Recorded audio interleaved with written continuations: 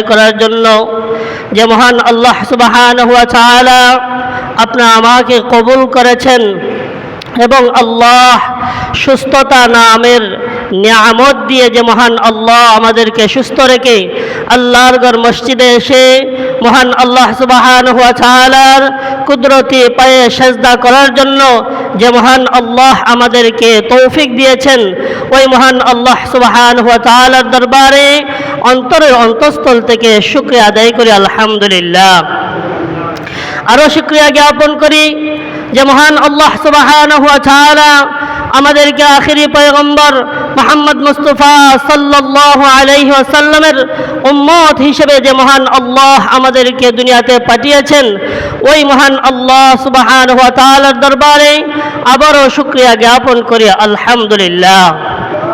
সম্মানিত উপস্থিতি, আমরা সবাই জানি যে আজকে মুহররম মাসের দ্বিতীয় জুমআ। মুহররম মাসের 1 তারিখ ছিল প্রথম জুমআ, আজকে মুহররম মাসের 8 তারিখ, আজকে দ্বিতীয় জুমআ। গত শুক্রবারে আমরা আলোচনা করেছিলাম 10ই মুহররম মাসের 10 তারিখ আল্লাহ সুবহানাহু ওয়া তাআলা কি ঘটনা, কি বড় বড় কাজ সংগঠিত করেছিলেন। আজকে আমরা আলোচনা করব যে মুহররম মাস আসার পরে আমাদের সমাজের কিছু কুসংস্কার, কিছু কাজ রয়েছে যেগুলো ইসলাম সাপোর্ট করে না, কোরআনে নাই, হাদিসে নাই, ইজমাতেও নাই, কিয়াসেও নাই, কোনো আলেম যেগুলো সাপোর্ট করে না, এগুলো আমাদের সমাজের কিছু মানুষ না বোঝার কারণে, অজ্ঞতার কারণে এগুলা পালন করার মাধ্যমে মানুষের ঈমান কতটুকু আছে কি নাই, মানুষ যে কাজগুলো করতেছে নেকি হচ্ছে কি না গুনাহ হচ্ছে, এগুলো সম্পর্কে আমরা যতটুকু পারা যায় সম্ভব মেন পয়েন্টগুলো আমরা আলোচনার চেষ্টা করব ইনশাআল্লাহ। আল্লাহ সুবহানাহু ওয়া তাআলা তার পবিত্র কোরআনের মধ্যে তিনি বলেন, ওয়া'বুদুল্লাহা ওয়া লা তুশরিকু বিহি শাইআ। আল্লাহ সুবহানাহু ওয়া তাআলা পবিত্র কোরআনের মধ্যে বলেন, ওয়া'বুদুল্লাহ, এরা দুনিয়ার মানুষ, আমার মায়ার বান্দা বান্দিরা, তোমরা আমি আল্লাহ সুবহানাহু ওয়া তাআলার ইবাদত বন্দেগী করো, আমি আল্লাহর ইবাদত করো, আমি আল্লাহর হুকুম আহকাম মানো। ওয়ালা তুশরিকু বিহি শাইআ, তবে সাবধান সাবধান, আমি আল্লাহর হুকুম মানতে গিয়া, আমি আল্লাহর হুকুম পালন করতে গিয়া, ওয়ালা তুশরিকু বিহি শাইআ, আমি আল্লাহ সুবহানাহু ওয়া তাআলার হুকুম মানতে গিয়া, আমি আল্লাহর ইবাদত করতে গিয়া, আমি আল্লাহর সমতুল্য কাউকে তোমরা বানাইয়া আমি আল্লাহর সাথে তোমরা শিরিক করো না। অর্থাৎ আল্লাহর কুদরতি পায়ে আমরা সেজদা করি, আল্লাহ ব্যতীত যদি কোনো বস্তু, কত মানুষ, কত প্রাণীর কুদরতি পায়ে অথবা সেদিকে যদি আমরা সেজদা করি, তাহলে আল্লাহর সমতুল্য হয়ে যায়। আল্লাহ সুবহানাহু ওয়া তাআলা আমাদেরকে নিষেধ করলেন, ওয়া'বুদুল্লাহ, আমি আল্লাহর ইবাদত বন্দেগী করো, ওয়ালা তুশরিকু বিহি শাইআ, সাবধান সাবধান, তোমরা আমি আল্লাহর সাথে কাউকে অংশীদারিত্ব করো না, আমি আল্লাহর সমকক্ষ কাউকে বানাইও না। আল্লাহ আমাদেরকে নিষেধ করলেন যে আমি আল্লাহর সমকক্ষ কাউকে তোমরা বানাইও না, আমি আল্লাহর সমতুল্য কাউকে তোমরা মনে করো না।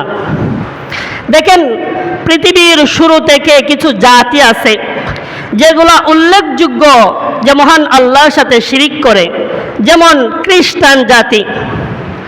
খ্রিস্টান জাতিরা তারা কি করে?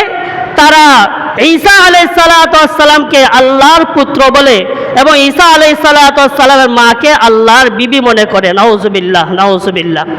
তারা মনে করে যে ঈসা আলাইহিস সালাতু ওয়াস সালাম যেহেতু কোনো পিতা ছাড়াই দুনিয়াতে আগমন করেছেন, তাহলে ঈসা আলাইহিস সালাতু ওয়াস সালামের বাবা হলেন আল্লাহ, আর মরিয়মের যেহেতু কোনো স্বামী ছাড়াই উনি সন্তান জন্ম দিয়েছেন, তাই মরিয়মের স্বামী হলেন মহান আল্লাহ। নাউজুবিল্লাহ নাউজুবিল্লাহ। তাহলে আল্লাহ বলতেছেন, কুল হুয়াল্লাহু আহাদ আল্লাহুস সামাদ লাম ইয়ালিদ ওয়া লাম ইউলাদ, আমি কাউকে জন্ম দেই নাই, কারো কাছ থেকে জন্ম গ্রহণও করি নাই। কিন্তু খ্রিস্টানরা তারা বলে যে ঈসা আলাইহিস সালাতু ওয়াস সালাম হলেন আল্লাহর ছেলে। নাউজুবিল্লাহ। এটা শিরিক। আরেক জাতি আছে যারা আমরা হিন্দু সম্প্রদায় বলি, হিন্দু সম্প্রদায় তারা কি করে?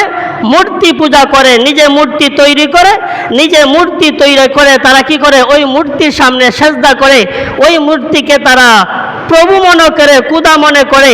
কিন্তু তাদের কাছে প্রশ্ন করলে দেখা যায় তারা আল্লাহকেও কিন্তু প্রভু মনে করে, আল্লাহকে বড় খোদা মনে করে, আর মূর্তিগরদেরকে ছোট খোদা মনে করে। নাউজুবিল্লাহ, নাউজুবিল্লাহ। এটাও কি? শিরক। কারণ আল্লাহ ব্যতীত কাউকে সেজদা করা, আল্লাহর সমকক্ষ কাউকে মনে করা, সেটাই শিরক। আল্লাহ সুবহানাহু ওয়া তাআলা পবিত্র কোরআনের মধ্যে সূরা লুকমান একটি সূরা রয়েছে, যেই সূরাটা লুকমান হাকিম একজন আল্লাহর খাস বান্দা ছিলেন। উনি তার সন্তানকে 10টা নসিহা করেছিলেন। এই 10টা নসিহা মহান আল্লাহর কাছে এত পছন্দ হয়েছিল, এই জন্য মহান আল্লাহ পবিত্র কোরআনের মধ্যে একটি সূরা, ওই সূরা লুকমানের নামে মহান আল্লাহ কোরআনের মধ্যে নাজিল করে দিয়েছেন। লুকমান হাকিম 10টা নসিহার মধ্যে একটা নসিহা ছিল সন্তানকে, তিনি বলেছিলেন, ইয়া বুনাইয়া, হে আমার সন্তান, হে আমার বৎস, লা তুশরিক বিল্লাহ, তুমি আল্লাহর সাথে শিরিক করো না, আল্লাহর সাথে কাউকে অংশীদারিত্ব মনে করো না, আল্লাহর সমকক্ষ কাউকে তুমি বানাইও না। ইন্না শিরকা লা যুলমুন আযীম, নিশ্চয়ই শিরিক সবচাইতে বড় জঘন্য অপরাধ, সবচাইতে বড় জঘন্য জুলুম, এবং সমস্ত গুনাহের সবচাইতে বড় গুনাহ হলো শিরিক, আল্লাহর সাথে কাউকে অংশীদারিত্ব মনে করা। দেখেন, যদি কোনো মানুষ যদি কোনো বস্তুকে যদি আল্লাহর সমকক্ষ মনে করে, আল্লাহর সমতুল্য মনে করে যদি সেজদা করে, এবং আল্লাহ যা পারেন কোনো বস্তু, কোনো মানুষ, কোনো জাতি সেটা পারবে সেটা যদি মনে করে, তাহলে সেটাকে শিরিক বলা হয়, শিরিক হয়। দেখেন, আজকে আমরা মুহররম মাস আসার পরে আমাদের সমাজের কিছু মা বোনেরা আছেন, কিছু বাবারা ভাইয়েরা আছেন, তারা মুহররম পালন করেন। তারা বলেন 10 দিন মুহররম পালন করে থাকেন, কিন্তু যেগুলো কোরআনেও নাই, হাদিসেও নাই, ইজমাতেও নাই, কিয়াসেও নাই, কোরআনেও নাই, হাদিসেও নাই, কোনো আলেমও যেগুলো বর্ণনা করেন না, কোনো আলেম যেগুলো পালন করেন না, এগুলো আমরা মন গড়া পালন করতেছি। এর দ্বারা ক্ষতি কি? বা আমরা যে করতেছি সেটা কি ইসলামকে আমরা জিন্দা করার জন্য করছি, নাকি ইসলামকে আমরা আরো পদতলে নিচ্ছি? সেগুলোই আমাদের বোঝার দরকার। দেখেন, বিশেষ করে যে মুহররম মাসের 10 দিন পালন করা হয়, সেটা পালন করা হয় একটা মুকামকে কেন্দ্র করে। মুকাম কেন্দ্রিকই কিন্তু 10 দিন মুহররমের পালন হয়। যেই মুকামটা আমরা মানুষরাই নির্মাণ করি, তৈরি করি। আমি সহজ ভাষায় আমি সুন্দরভাবে আপনাদেরকে বোঝানোর চেষ্টা করি, বোঝার চেষ্টা করবেন। যেই মুকাম আমরা তৈরি করি, ওই মুকামের সামনটা থাকে দক্ষিণ দিকে, পিছন থাকে উত্তর দিকে। মুকাম তৈরি করি একটা ইবাদতের কেন্দ্র হিসাবে। আমরা জানি যে হিন্দু সম্প্রদায় যারা রয়েছে, তারা কিন্তু একটা ইবাদতখানা তৈরি করে, যেটাকে আমরা মন্দির বলি। মন্দিরে দেখবেন, মন্দিরের সামনটা থাকে দক্ষিণ দিকে, পিছন থাকে উত্তর দিকে। সাধারণত আমরা দেখি যে হিন্দু সম্প্রদায় যারা আছেন, তারা গিয়া মন্দিরের সামনে তারা সেজদা করে, কারণ তারা সেটাকে উপাসনালয় মনে করে, ইবাদতখানা মনে করে। আর আমরা মুসলমান, আমরা মনে করি আল্লাহর ঘর মসজিদ হইল ইবাদতখানা, অথবা পশ্চিম দিকে সেজদা করতে হয়, কারণ আমরা মুসলমান জাতি পশ্চিম দিকে সেজদা করি। সেটা হলো আমাদের মুসলমানের সেজদা জায়গা হলো পশ্চিম দিকে, আর হিন্দু জাতি তারা সেজদা করে উত্তর দিকে। এখন যদি কোনো ব্যক্তি, যদি কোনো মানুষ যদি আবেগেই হোক, অজ্ঞতার কারণেই হোক, জান্যই হোক, না জান্যই হোক, যদি মুকামের সামনে গিয়ে যদি সেজদা করে, তাহলে তার ঈমান থাকবে না। কারণ কি? তার সেজদা করার উদ্দেশ্য হয় থাকবে মুকাম, না হয় থাকবে কোনো ব্যক্তি, না হয় কোনো থাকবে কোনো উদ্দেশ্য। কারণ পশ্চিম দিকে তো সেজদা করার কথা, সে উত্তর দিকে তো সেজদা করার কোনো প্রশ্নই ওঠে না। কোনো ব্যক্তি যদি উত্তর দিকে যদি মুকামের সামনে যদি সেজদা করে, তার ঈমান থাকবে না, সে ঈমান হারা হয়ে যাবে। যদি আল্লাহ না করুক, সে যদি তওবা না করে, তওবা করে যদি ঈমান পুনরায় যদি গ্রহণ না করে, সে ঈমান হারা হয়ে মারা যাবে। এটা খুব খেয়াল করার দরকার। এখন প্রশ্ন করতে পারেন যে হুজুর, এটা কি কেউ করে? মুকামের দিকে কি কেউ সেজদা করে? হ্যাঁ, করে। আমি নিজের চোখে দেখছি, আমি নিজের চোখে দেখেছি যে মহিলারা যে তারা মুকামের মধ্যে দুপুরের মাধ্যমে একটা কথা আছে, জানি না কোন দিন 7 দিন অথবা 8 দিনের খালা মনে হয় এটা করা হয় দুপুর বেলায়। ওই মহিলারা আমি ছোটোবেলায় নিজে দেখেছি যে মহিলারা 7 গুরান্টি দিয়া এই মুকামের সামনে এসে উত্তর দিকে তারা সেজদা করছে। নাউজুবিল্লাহ, নাউজুবিল্লাহ। দেখেন আল্লাহ সুবহানাহু ওয়া তাআলা বলেন, ওয়া'বুদুল্লাহ ওয়া লা তুশরিকু বিহি শাইআ, তোমরা আমার ইবাদত বন্দিকে করো ঠিক আছে, কিন্তু আমি আল্লাহর সাথে শিরিক করো না, অংশীদারিত্ব মনে করো না। যদি আমি যদি উত্তর দিকে যদি সেজদা করি তাহলে আপনি আমার ঈমান থাকবে না, কারণ মুসলমান জাতি সেজদা করবে পশ্চিম দিকে, আমাদের কিবলা হলো পশ্চিম দিকে। এটা খুব খেয়াল করার দরকার। যে মা বোনেরা এই কাজটা করেন, অথবা অজ্ঞর কারণে করেন, অথবা তারা আবেগের কারণে করেন, যেভাবেই করেন আপনার ঈমান থাকবে না, ঈমান হারা হয়ে যাবেন। এই হলো একটি কাজ আমরা যেটা করি, 10 দিন এইটা আমরা পালন করে থাকি।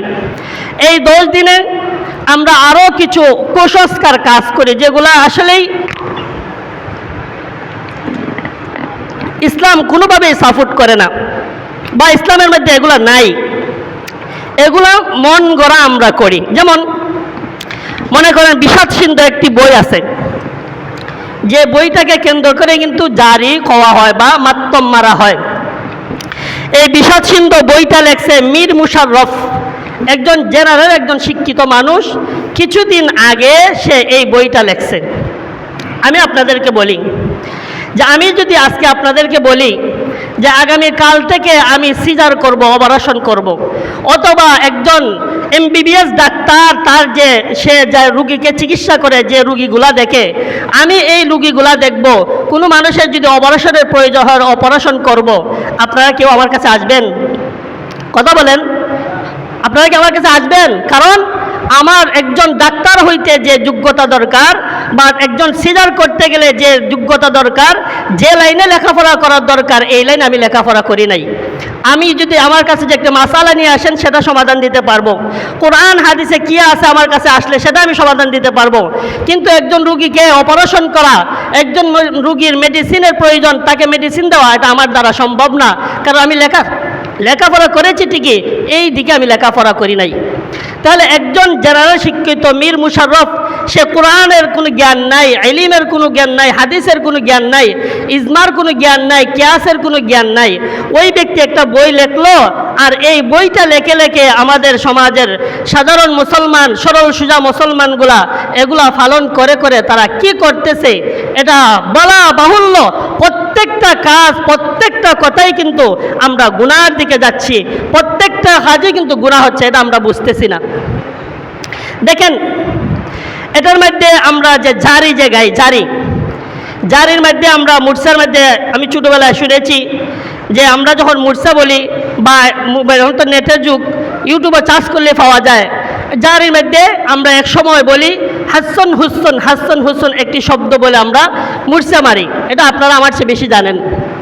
দেখেন চিন্তা করার বিষয়, আল্লাহ সুবহানাহু ওয়া তাআলা সমস্ত জান্নাতীদের সর্দার বানিয়েছেন হযরত হাসান রাদিয়াল্লাহু তাআলা আনহু এবং হুসাইন রাদিয়াল্লাহু তাআলা আনহু, তারা দুইজন হলেন জান্নাতীদের সর্দার। কিন্তু আল্লাহর কোনো সাহাবীর নাম নেওয়ার পরে রাদিয়াল্লাহু তাআলা আনহু বলতে হয়। আর যদি কোনো ব্যক্তি, সাধারণ কোনো মানুষের নাম যদি বিগড়িয়ে ডাকা হয় সেটা কবিরা গুনাহ হয়। নাম বিগড়িয়ে বলতে, আমার নাম ফজলুল হক, আপনারা যদি বলেন ফজলুল ইক্কা, ফজলুল ইক্কা, ফজলুল ইক্কা, এটা কি বলা হয়? নাম বিগড়িয়ে ডাকা। কোনো ব্যক্তির নাম বিগড়িয়ে ডাকা কবিরা গুনাহ।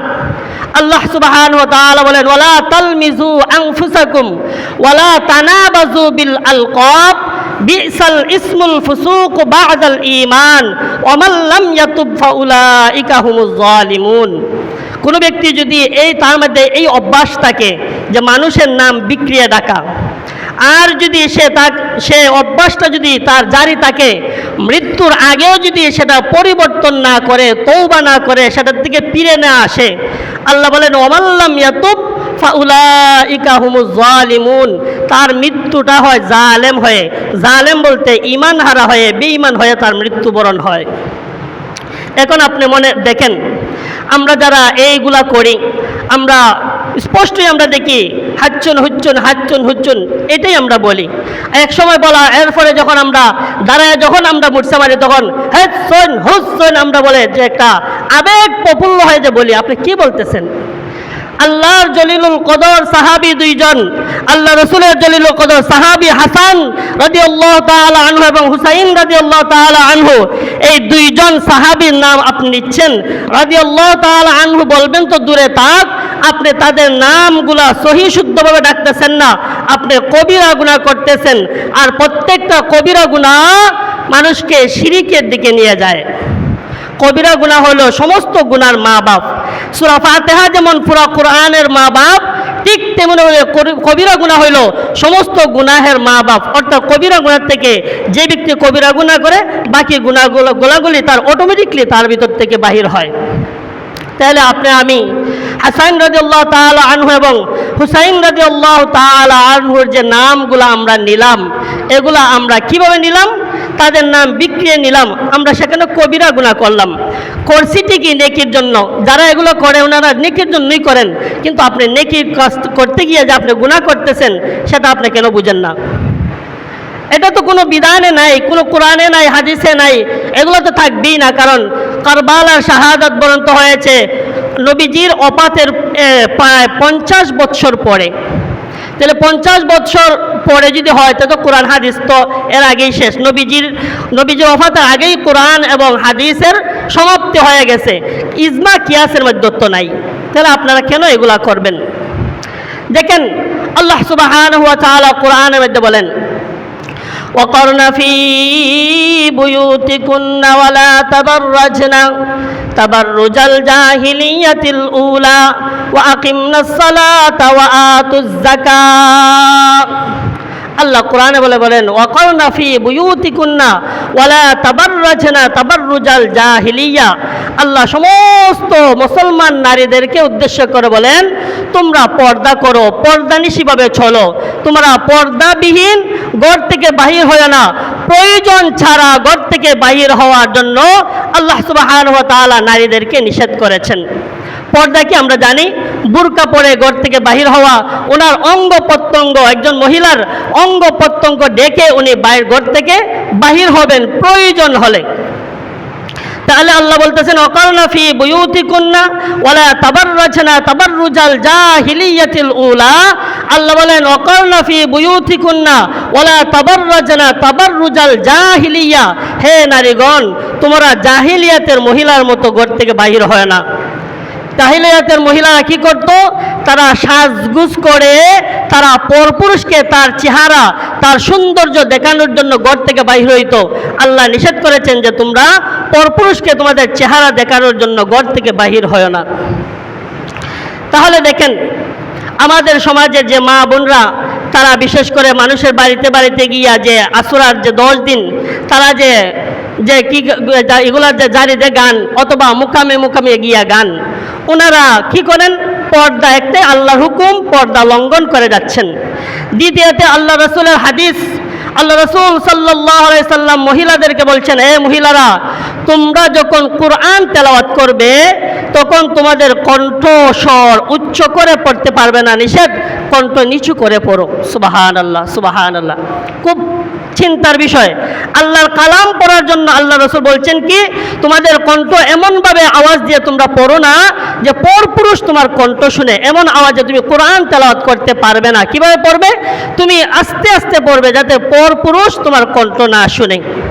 তাহলে আল্লাহর কালামুল্লাহ পড়তে যদি আল্লাহ রসুল উচ্চ আওয়াজে নিষেধ করেন, তাহলে আপনি আমার মা বোনেরা যারা মুকামে গিয়ে অথবা মানুষের বাড়িতে গিয়ে জারি পড়তেছেন, আমি তো প্রায়ই গেলে পড়ে তাদের আওয়াজ, এত আওয়াজ শোনা যায়, বোঝা যায় পুরুষের চেয়ে তাদের কণ্ঠ আরও বেশি আওয়াজে শোনা যায়।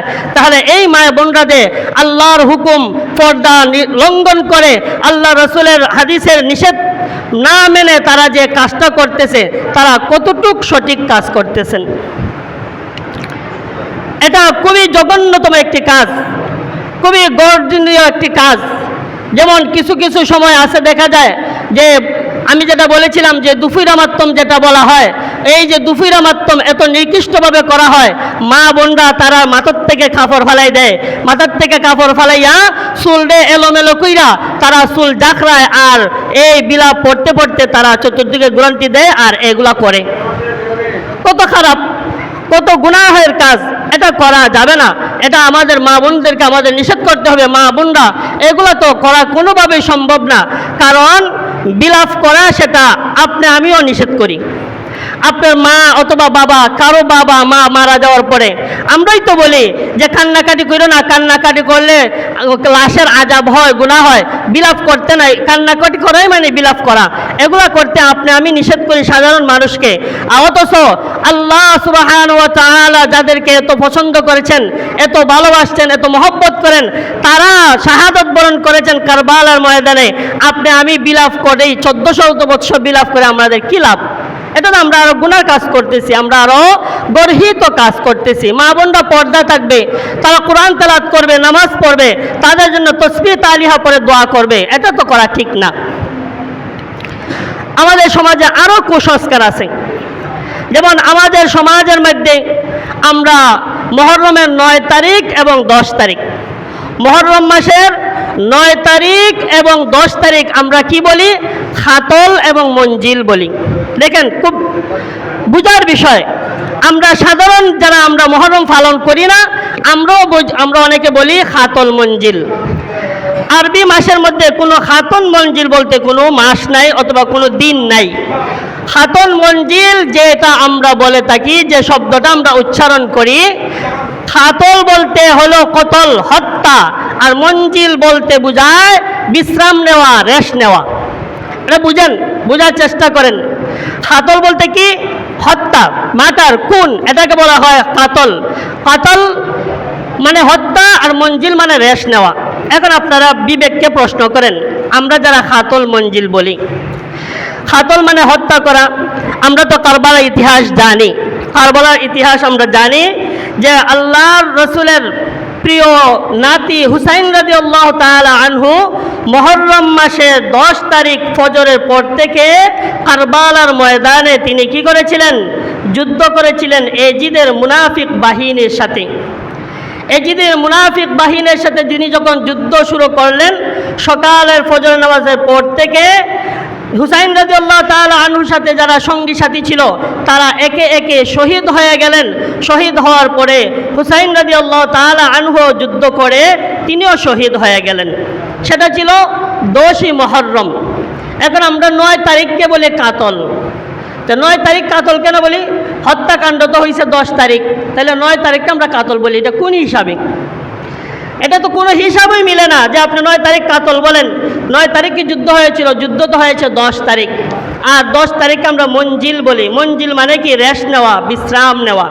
এখন দেখেন, এটা খুব ভাবার বিষয় যে কাতল মঞ্জিল আমরা যেটা বলি, আমরা জানি কারবালার ময়দানে হুসাইন রাদিয়াল্লাহু তাআলা আনহু এবং ওনার বংশধর তারা শাহাদাত বরণ করেছেন।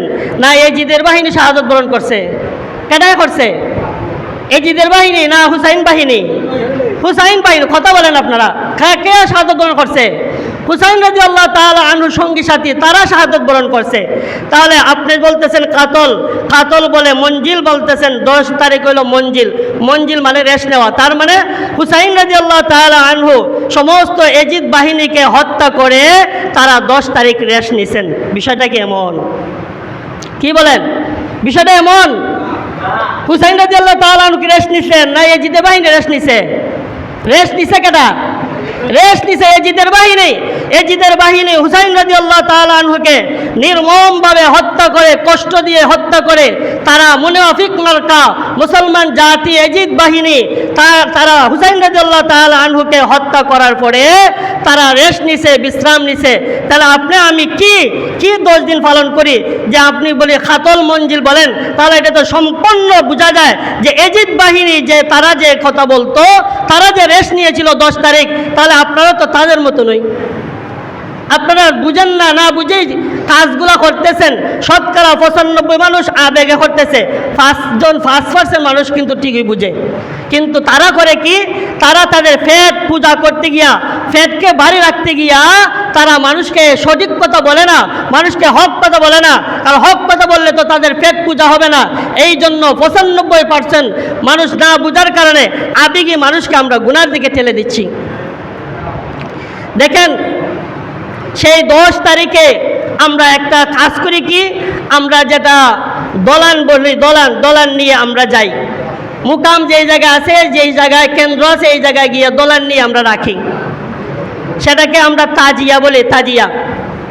দেখেন, খুব ভাবার বিষয় যে আমরা করছি কি, আমরা বলতেছি মুখে একটা আর কাজ করতেছি এজিদ বাহিনীর। আপনি কাতল মঞ্জিল বললেন যে কাতল হলো 9 তারিখ কাতল করতেছেন, 10 তারিখ রেস্ট নিছেন, তাহলে তার মানে কি আপনি হুসাইন রাদিয়াল্লাহু তাআলা আনহু বাহিনীর সাথে জিহাদ করে তাদেরকে হত্যা করে আপনারা 10 তারিখ রেস্ট নিতেছেন?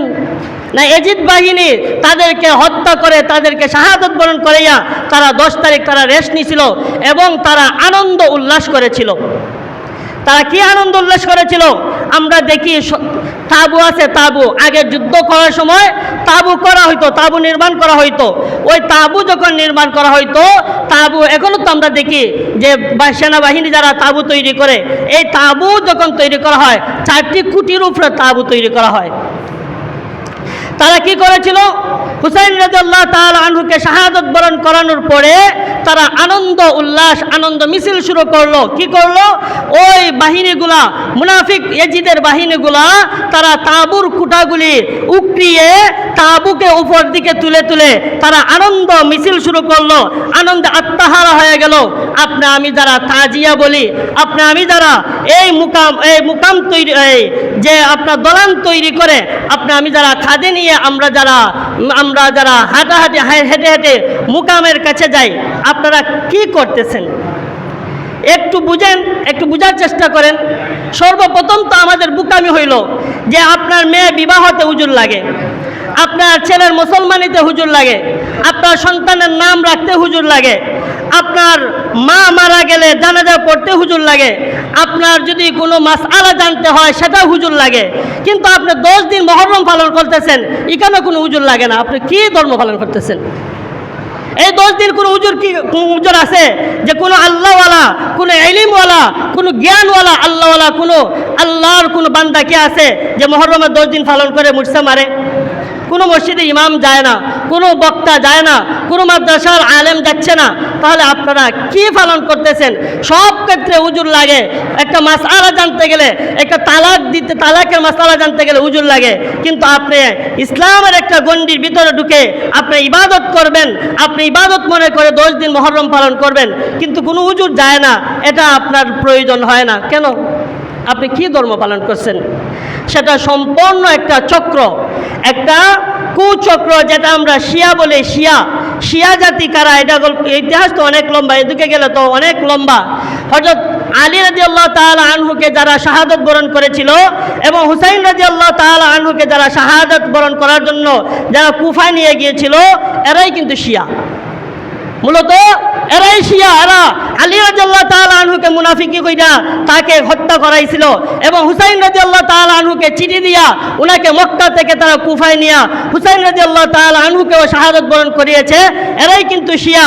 আর এই শিয়াদের কুচক্র আজকে আমাদের সমাজের সরল সোজা মুসলমান নরনারীদেরকে তারা কুচক্র সেই এজেন্ডা বাস্তবায়ন করে আজকে আমাদের ইমানকে হরণ করতেছে। আপনি আমার মা বোনকে ঘর থেকে বাহির করতেছে। গত 3 দিন আগে আমি দেখলাম রাত 12টার সময়, নাউজুবিল্লাহ বলেন, রাত 12টার সময় যুবতী নারী, যুবতী মহিলা, আমি নিজের চোখে দেখছি বাইরে থেকে আসার সময়, রাত 12টার সময় মুকামের সামনে তারা কি করে? মুকামের সামনে বসে দুই যুবক এরা সিন্নি দিতেছে। নাউজুবিল্লাহ। আরে মিয়া, তুমি কি জাত স্বামী, তুমি কি জাত বাবা যে তোমার স্ত্রী, তোমার গায়রত নাই যে আমার স্ত্রী আরেক পুরুষ দেখবে রাত 12টার সময়, আরেক পুরুষ আমার স্ত্রীকে সিন্নি দিবে? তুমি কি জাত স্বামী, আর তুমি কি জাত বাবা, আর কি জাত ভাই, কি জাত বোন? তোমার একটু গায়রত নাই যে আমার স্ত্রী, আমার মেয়ে, আমার মা, তারা সম্মানী জিনিস, ওই সম্মানী জিনিসকে আমি রাত 12টার সময় কিভাবে একটা মুকামের মধ্যে ফাটাই দেই? এটা কোন ধর্ম আপনারা পালন করতেছেন? একটু বোঝার চেষ্টা করেন, এগুলো বোঝার বিষয়, খুবই বোঝার বিষয়। একজন মুসলমান জাতি এইভাবে পথহারা হবে, পথভ্রষ্ট হয়ে যাবে, সেটা কোনো আলেম সহ্য করতে পারে না। অনেক আলেম কথা বলতে পারে না, কারণ এগুলো কথা বলতে গেলেই পরের দিনেই ইমামতি শেষ। যেটা বিশেষ করে উল্লেখযোগ্য, আমার 2 মাস 3 মাস উপরে আমি ইমামতি করতে পারি না, কারণ কোরআন হাদিস থেকে কথা বলতে হবে। ইমামতি দিয়ে কী করব? রিজিকের মালিক হলে আল্লাহ, আল্লাহ হলে রাজ্জাক, উনি কীভাবে রিজিক দিবেন উনি ভালো জানেন। ইমামতি করলেই খেতে হবে, নাহলে খেতে পারবো না, এটা কোনোভাবেই সম্ভব না। এই জন্য অনেক মসজিদের আলেমরা কথাগুলি বলতে পারতেছেন না, এগুলো বলা দরকার। কারণ আপনি ইসলাম সঠিকভাবে মানতে হবে, ইসলামের প্রতি সঠিকভাবে চলতে হবে। কেন আপনি ইমান হারা হবেন? আপনি তো আমার মুসলমান ভাই, আপনি আমার মুসলমান বোন। আজকে যদি এই ঘরের মধ্যে যদি আগুন লাগে আর আমি যদি আগুন না নিই ভাই, তাহলে আপনারা কি বলবেন? যে দেখি যা উজুর, নাউজুবিল্লাহ, রে জিদমার খা উজুর, যে একজন ঘরের মধ্যে আগুন লেগে ঘরের মানুষগুলো জ্বলে গেল, অথচ উনি নিষেধ করলো না, অথচ আপনি আমার ঘরের মধ্যে জাহান্নামের আগুন দাউ দাউ করে জ্বলছে। আমি যদি নিষেধ না করি, কে নিষেধ করবে? আপনারা তো আমাকে রাখছেনই, আপনাদেরকে জাহান্নাম থেকে বাঁচানো, জান্নাতে কিভাবে যাওয়া যায় সেদিকে পৌঁছানোর জন্য আপনারা আমাকে রাখছেন। আমি যদি না বলি, বলবে কে? এই জন্য আমাদের বোঝার দরকার, আবেগ দ্বারা ইসলাম হয় না, আবেগ দ্বারা ইসলাম মানা যায় না। কারণ আবেগ দ্বারা